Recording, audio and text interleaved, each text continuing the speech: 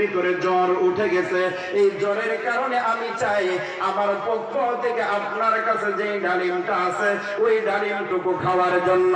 পয়গম্বরের সাহাবী ডাক দিয়ে বলেন, এই মুহূর্তের ভিতরে পুরো বাজার ঘোরাফেরা করলাম, সারা বাজারের ভিতরে আর কোনো ডালিম পাইলাম না, একটা মাত্র ডালিম পেয়েছি, ওই ডালিমটা আমার ফ্যামিলির জন্য নিয়েছে, সুতরাং তোমাকে যদি দিয়ে দিতে হয় তাহলে তো আমি বাড়িতে গিয়ে আল্লাহ জবাব হয়ে যাব।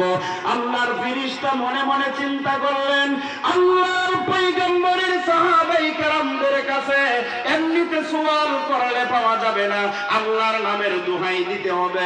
এবার ফেরেশতা ডাক দিয়া বলেন, ভাই আলী গো, আল্লাহর মুহাব্বতে আমাকে ডালিম দিবেন কিনা?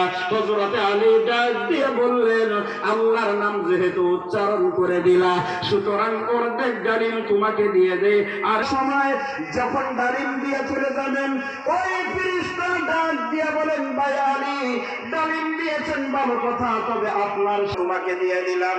বাকি ডালিম দিয়ে দেওয়ার পরে হযরতে আলী মনে মনে চিন্তা করলেন, খালি হাতে জবাব দিব, একটা ডালিম তার মনের চাহিদা ছিল, খাওয়াইতে পারি নাই। এবার বাড়ির আঙ্গিনায় কিছু দূর যাওয়ার পরে আল্লাহর পয়গম্বরের সাহাবী বাড়ির ভিতরে লজ্জায় ঢুকে এবং ঢুকে না এমন অবস্থায়, মাথা অবনত অবস্থায় হাঁটেন। বাড়ির আঙ্গিনায় তাকাইয়া দেখে হযরত, দেখুন না, আমারটা তো আমি চালাইতেছি, আপনারা চালাবেন না? এক মাসেরটা দিয়ে দিচ্ছেন। আপনার নাম কি? আচ্ছা আচ্ছা, ওনারা চিনলে হবে, আমার চিনতে হবে না। আচ্ছা আচ্ছা, মরল বালি কালার হবে।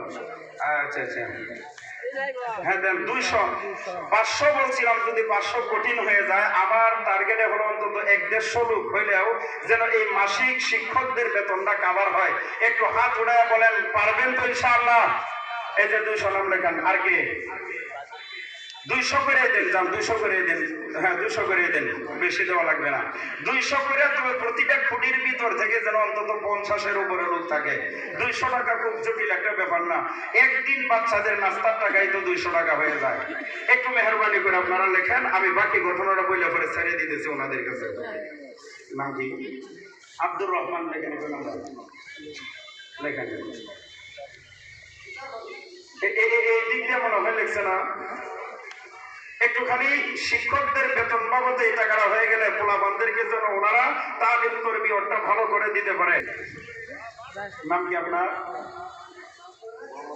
ওই যে ওই পঞ্চগড়, ওখানে যাব, বিগত আর কয়েকবার গেছি ইনশাআল্লাহ, আল্লাহ নেওয়াইছেন। ওই দেশের মানুষ আপনাদেরকে নাম লেখাইছে, আর আপনারা এটা সম্মান আত্মমর্যাদা বোধ গায়ে লাগানোর কথা যে আমাদের বিদেশি মেহমানরা লেখাই গেছে।